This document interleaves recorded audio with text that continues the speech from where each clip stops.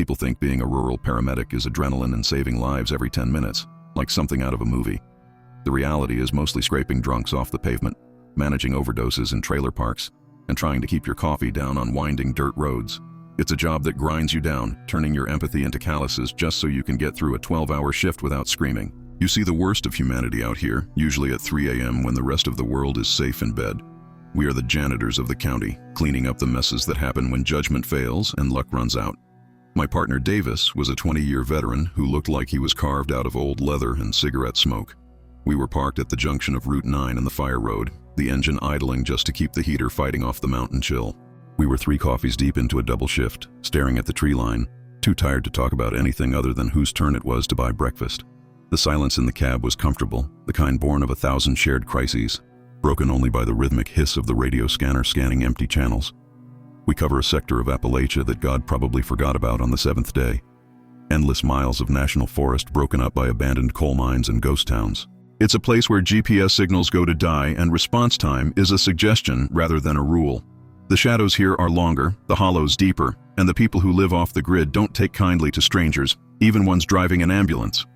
You learn to respect the isolation, to understand that when you leave the pavement, you're entering a different jurisdiction entirely. The locals love to talk about what's in those woods, spinning yarns about the hairy man or Bigfoot to scare the tourists at the gas station. Davis and I would just roll our eyes at the diners, laughing off the stories as moonshine hallucinations or tall tales for attention. We deal in broken bones and cardiac arrests, tangible problems with medical solutions, not cryptids or ghost stories. To us, the only monsters in these mountains were meth addiction and black ice on a hairpin turn. But arrogance is a dangerous thing in the wild, and the woods have a way of humbling you when you least expect it. The shift had been dead quiet, the kind of quiet you never say out loud for fear of jinxing it. Then the radio cracked to life, shattering the peace with the dispatcher's voice, which sounded tight and unsure. Unit 4, respond to a 911 hang-up. Audio is indiscernible, heavy breathing, possible distress. She didn't sound like her usual bored self. She sounded spooked, like she was listening to something she couldn't categorize. We sat up straighter, the adrenaline spike hitting us before the siren even wailed. Then she gave us the coordinates, and Davis actually cursed out loud, spilling his lukewarm coffee on the dashboard. Camp Silver Creek? That sector's been closed since the logging bust in the 80s. It was a ruin, a place deep in the no-go zone where the roads had dissolved back into mud and nature had reclaimed the buildings. Nobody lived up there but bears, squatters, and things that didn't want to be found. Sending an ambulance up that ridge was a nightmare for the suspension and a massive risk for the crew. We flipped the lights on, painting the fog in strobing flashes of red and white, and turned off the main road. As the tires hit the gravel, the ambulance groaned, starting the long, bone-shaking climb into the dark. The cell service bars on my phone dropped to 0, and the radio chatter from base turned into a wash of static. We were climbing into the clouds, leaving civilization behind, driving straight into a silence that felt heavy, watchful, and completely wrong. The call details popped up on our computer-aided dispatch terminal, glowing amber in the dark cab, and none of it made sense. The origin was traced to a fixed landline at the main lodge of the old camp, a copper connection that should have been dead for decades. The phone company had abandoned those lines to the elements and scrap thieves back when Clinton was in office, leaving them to rot. Yet somehow, a signal had punched through the decay, tripping the emergency switchboard at the county center. Davis tapped the screen with a calloused finger, his brow furrowed in confusion. "That's impossible," he muttered. "I fished that creek last summer. The poles are down. There isn't a wire left standing within 10 miles of that lodge." Dispatch radioed us again, their voice tight with the specific anxiety of the unknown, patching through a snippet of the audio. It wasn't the frantic screaming of a teenager or the slurred speech of a drunk.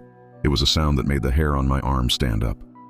It was heavy, rhythmic breathing, wet and labored, but with a lung capacity that sounded too deep, too cavernous to be human. Interspersed with the breathing were low, guttural groans of pain, but they didn't sound like a man crying out. They sounded like a wounded animal trying to stay quiet. There were no words, no plea for help, just the raw biological sound of suffering broadcast over a ghost line. We navigated the ambulance up the switchbacks, the heavy diesel engine roaring as it fought against the steep, washed-out grade. The road was barely a trail anymore, reclaiming itself with saplings and rock falls that threatened to tear the oil pan right off the undercarriage. Every bump sent a shudder through the rig, rattling the gurney in the back and tossing our equipment bags around like loose change.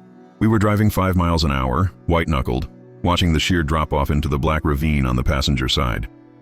It felt less like a rescue mission and more like we were intruding on something ancient, violating a boundary that had been set long ago. About halfway up the mountain, the inevitable happened. The digital radio repeater signal flickered and died, cutting our tether to the outside world. The dispatcher's voice dissolved into static wash, leaving us in a bubble of isolation that felt suffocatingly small. We were operating without backup, without comms, in a sector where even the sheriff's deputies hesitated to go without a second unit. Davis reached over and clicked the radio off, the sudden silence inside the cab amplifying the roar of the wind outside.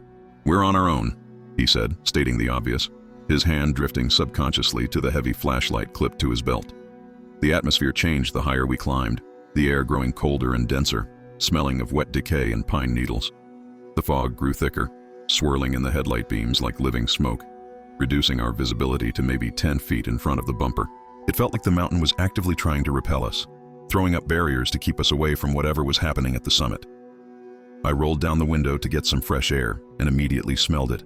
A faint metallic copper scent mixed with something musky. It was the smell of blood and wild animal, hanging heavy in the damp air long before we reached the scene.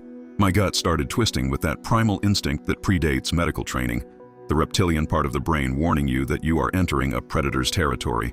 I've been to shootings, stabbings, and domestic brawls, but I've never felt a dread like I did driving up that gravel road.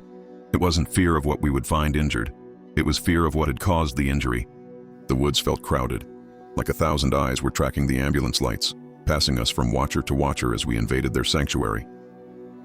I checked the lock on my door, a useless gesture against the dark, but it made me feel slightly better. We crested the final rise and the headlights swept across the ruins of Camp Silver Creek, illuminating the skeletal remains of the logging lodge.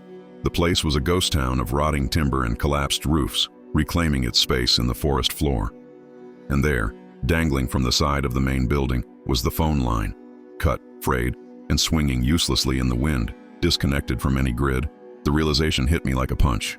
Nobody could have called us from that phone. But before I could process the impossibility, the high beams caught the reflection of shattered glass and crumpled metal sitting in the high grass. We found the vehicle parked, or rather abandoned, near the edge of the old timber yard, headlights dim and yellowing against the fog. It was a rusted-out Ford F-150, the kind of truck that stays running out of spite, but tonight it looked dead. The driver's side door wasn't just open, it was peeled back like the lid of a sardine can, the metal torn with terrifying force. The glass was shattered outwards, covering the mud and diamonds, suggesting something had reached in and dragged the driver out. Deep grooves scarred the steel paneling, 4 distinct parallel lines that were too wide for a cougar and too deep for a black bear.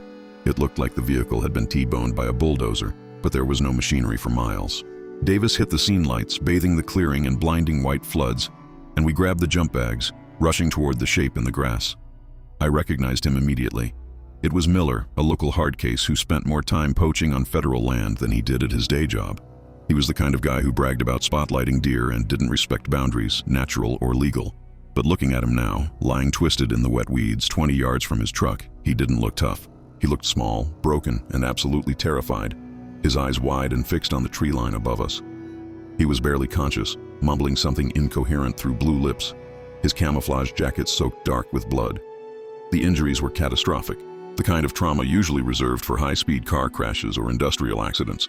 His chest looked like raw hamburger, slashed open with jagged lacerations that exposed the white of his ribs.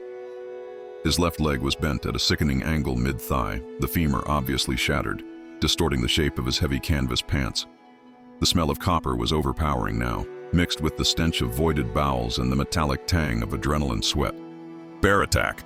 Davis shouted, his voice tight, spinning in a circle with his heavy maglite, searching for the animal. We are trained to ensure the scene is safe, but there is no way to be safe when an apex predator is lurking in the dark. I dropped to my knees beside him, glove-covered hands slipping on the wet grass, and immediately went for a radial pulse. I expected nothing, a flat line, or at best, the thready, fluttering beat of a heart, failing from hypovolemic shock. Based on the blood pool around him and the severity of that leg wound, he should have bled out 10 minutes ago. But the pulse thumped against my fingertips. Weak, yes, and fast, but steady and rhythmic, fighting to keep him alive. It didn't make physiological sense. The math of blood volume versus trauma didn't add up. He was stabilizing himself in a way that defied the triage categorization I had already done in my head. "Miller, stay with me," I said, leaning close to check his airway, noting the shallow, rapid rise and fall of his chest. He flinched at my voice, his hand grasping feebly at my uniform sleeve. his grip surprisingly strong for a dying man. "Tall man," he wheezed, coughing up pink froth, his eyes darting frantically back to the darkness beyond the scene lights. "Not a bear. Tall man. Helped." I dismissed it as hypoxia, the rambling delirium of a brain starved of oxygen, trying to rationalize the trauma.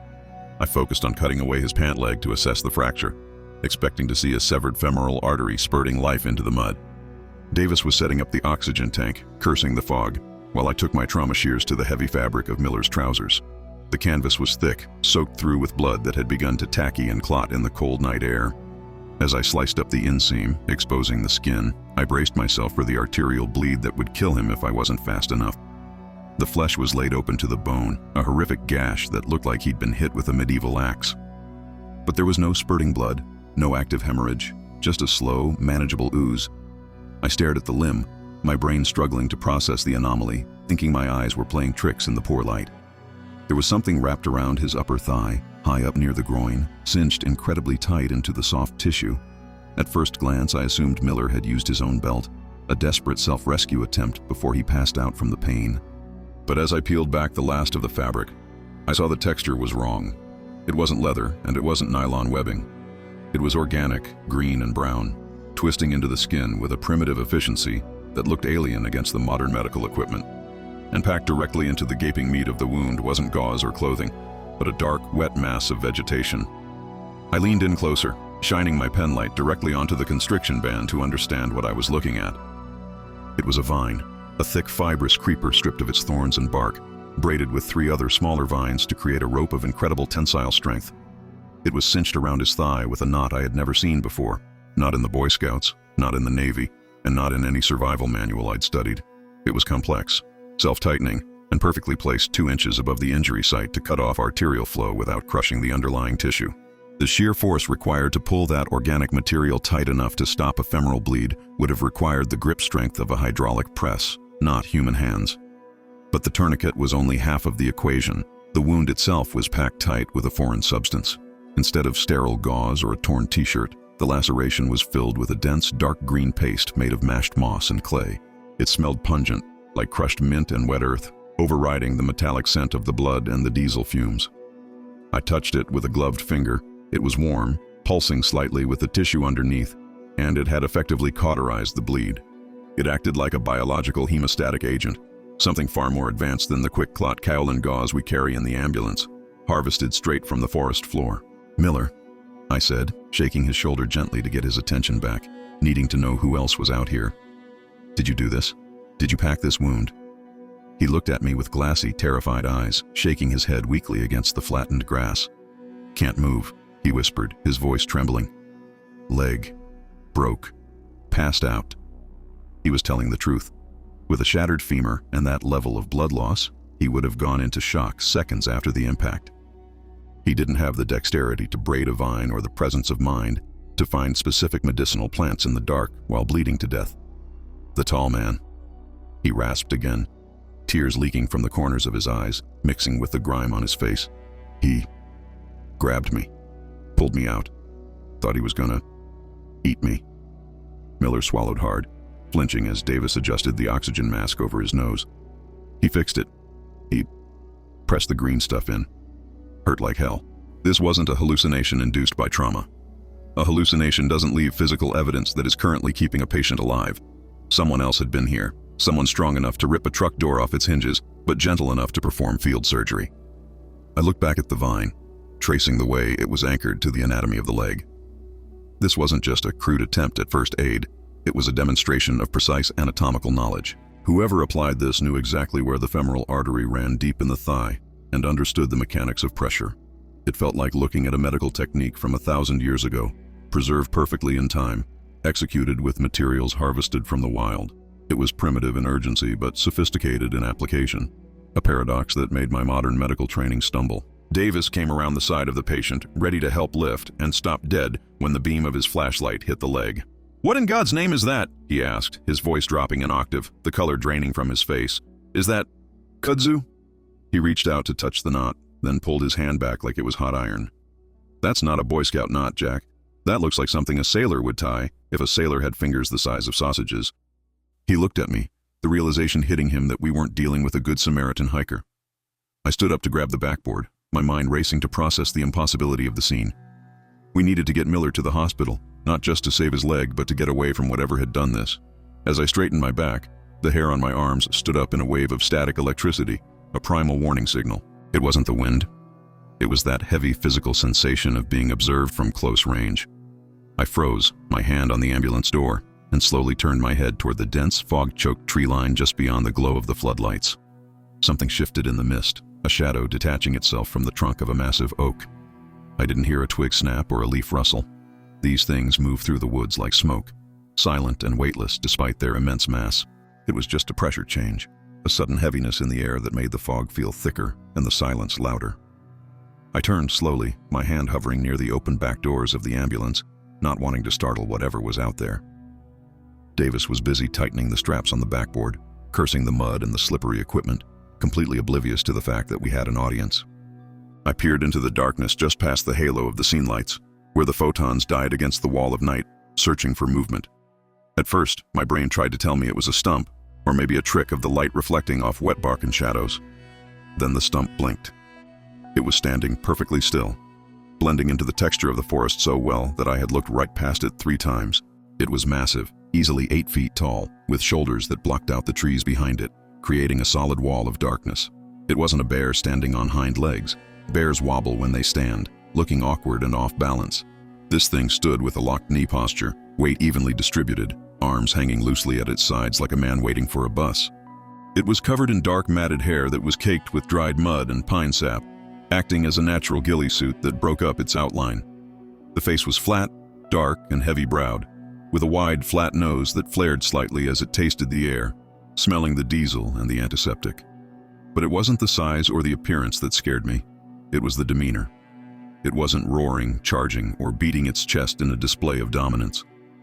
It was leaning slightly forward, watching us work on Miller with an intensity that felt professional. It looked like a senior attending physician observing residents in the ER, critical and attentive, checking our technique. My eyes traveled down to its hands, which were hanging by its thighs, fingers slightly curled and relaxed.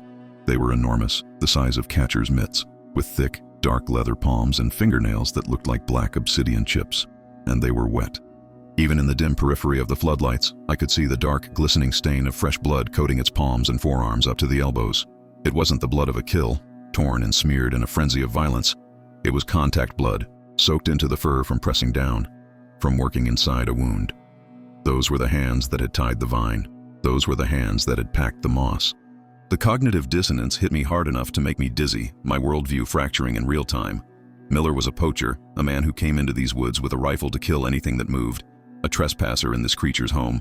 By all rights, this creature should have torn him apart or left him to bleed out as a warning to others who crossed the line. Instead, it had stepped in when he was broken and dying, performing a calm, calculated medical intervention.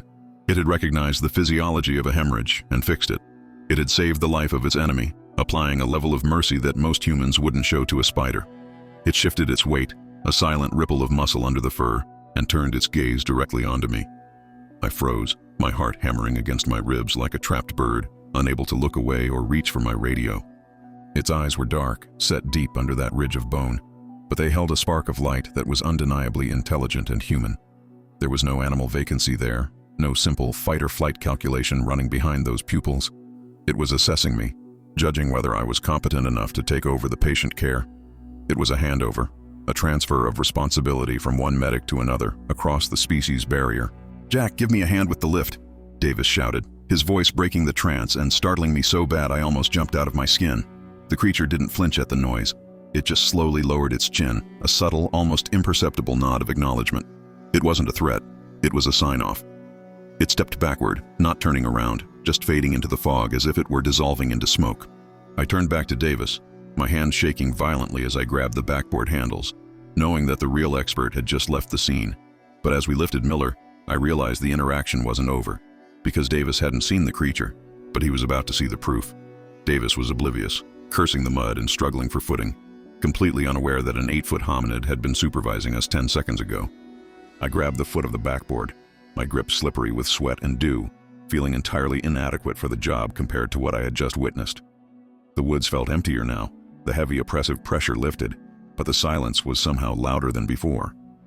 I kept glancing back at the spot where the creature had stood, half expecting it to reappear, but there was nothing but swirling mist and ancient trees. We heaved on the count of 3, sliding Miller into the back of the rig with a metallic clatter that sounded like a gunshot in a church. I paused at the doors before slamming them shut, staring one last time into the abyss of the forest, unable to shake the feeling of that final interaction.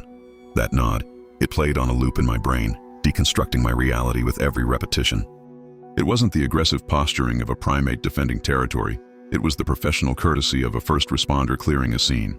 It felt like a shift change, like he had done the stabilization and triage and was handing off transport to the guys with the wheels. I shivered, not from the cold, but from the realization that there was a hierarchy out here, and we were just the cleanup crew for the real authority. Inside the box, the lights were harsh and clinical, fluorescent tubes that made Miller's skin look gray and waxy against the blood. We hooked him up to the monitor, the beeping of his heart rate filling the small space, a frantic, uneven rhythm that matched my own. He grabbed my wrist again, his eyes rolling back in his head, desperate to be understood before the morphine kicked in. "Don't let them cut it," he whispered, a string of bloody saliva trailing from his lip. "The vine. He needs it back." I didn't know if he meant the creature or if he was delirious, but I patted his shoulder, lying to him that everything would be okay. Davis jumped into the driver's seat, firing up the diesel engine, while I stayed in the back to manage the IV lines and documentation. "Jack, you get a line in?" he yelled through the pass-through window, his voice sounding tinny and far away. I was trying, but my hands were shaking so bad I blew the first vein and had to re-stick him in the AC. I looked down at the leg again, illuminated clearly now by the dome lights, and the impossibility of it hit me fresh. The vine wasn't just tied. It was woven into the skin, pressing on pressure points I didn't even know existed, and the moss paste had hardened into a shell like a primitive cast. The drive down was worse than the drive up, gravity fighting the brakes as the ambulance slid around the hairpin turns on the gravel. I monitored Miller's vitals, watching his blood pressure stabilize against all medical logic known to modern science. By every chart in the textbook, he should be a corpse, drained empty on the forest floor. The only reason he was breathing was because something we treat as a campfire monster had decided to play doctor with materials pulled from the dirt. I felt like a fraud, using my high-tech needles and synthetic drugs, when a handful of weeds and a vine had done the heavy lifting. "What was he talking about?" Davis asked over his shoulder, eyeing me in the rearview mirror. Miller kept saying, "Tall man." And that nod. "Jack, seriously, who tied that?" I looked at his reflection, seeing the fear he was trying to hide behind his skepticism. I couldn't tell him the truth. If I said, "I just had a moment with Bigfoot," he'd think I was cracking up or high on the supply meds. "Probably a poacher buddy," I lied, the words tasting like ash in my mouth. "Someone who didn't want to get caught with an illegal tag." Davis nodded slowly, but I could tell by the set of his jaw that he didn't believe it for a second. We hit the pavement of the county road and sped up, sirens wailing to clear the empty streets of the sleeping town, racing towards St. Mary's. We pulled into the ER bay, the doors bursting open to a team of nurses and a trauma surgeon who looked bored until he saw the condition of the leg. We unloaded Miller, transferring him to the hospital gurney, the vines still cinched tight around his thigh like a green snake. The surgeon stopped, his trauma shears hovering over the knot, staring at the green mass with genuine confusion. "What in the hell is this?" he asked. "Field medicine," I said. "Be careful with it." He didn't listen, and that was the mistake that triggered the alarms. The trauma surgeon, Dr. Aris, was a veteran who had patched up everything from mining accidents to chainsaw slips without blinking. But when he finally cut through that vine, the room went dead silent. It didn't fall away easily. He had to saw through it, the fibers tougher than Kevlar, snapping with a sound like dry twigs. "Look at this tissue," he muttered, pulling back the moss packing with forceps. "The wound edges aren't inflamed. They're pink, clean, almost dormant." He looked up at me, his skepticism replaced by a clinical bewilderment. "This moss reacted with the blood. It's not just a plug, it's a bioactive agent. Where exactly did you say you found this guy?" He didn't wait for an answer, dropping the organic matter into a biohazard bag instead of the trash. He flagged a nurse immediately, his curiosity overriding protocol. "Get this to pathology stat," he ordered. "I want a full breakdown. It smells like antiseptic and sulfur. I want to know what plant does that." I stood in the corner, filling out my run report, feeling a cold knot of dread tighten in my stomach. We had brought something out of the woods that didn't belong in a modern hospital, something that bridged the gap between myth and science. I wanted to tell him to burn it, to destroy the evidence before the wrong people noticed, but the system had already swallowed the anomaly. We were barely done restocking the ambulance bay, wiping down the mud and blood when the black SUVs pulled up. They didn't park in the visitor lot. They drove right up the ambulance ramp, blocking the exit with aggressive precision. 2 men got out, wearing suits that cost more than my annual salary, flashing badges that didn't belong to any local law enforcement agency. They didn't run. They walked with a terrifying bureaucratic calm, bypassing the triage desk completely. I looked at Davis, and for the first time in 20 years, I saw him look genuinely scared. "Feds," he whispered, gripping the clipboard until his knuckles turned white. "That fast? How did they know?"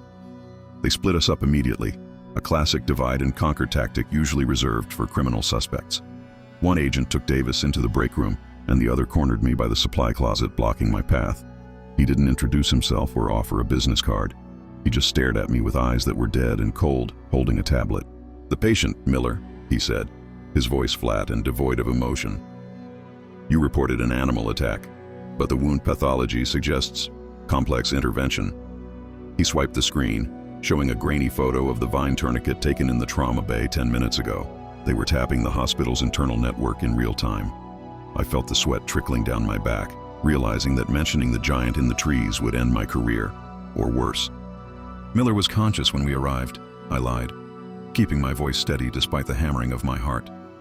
"He said he dragged himself to a thicket and tied it off. Adrenaline does crazy things to a dying man."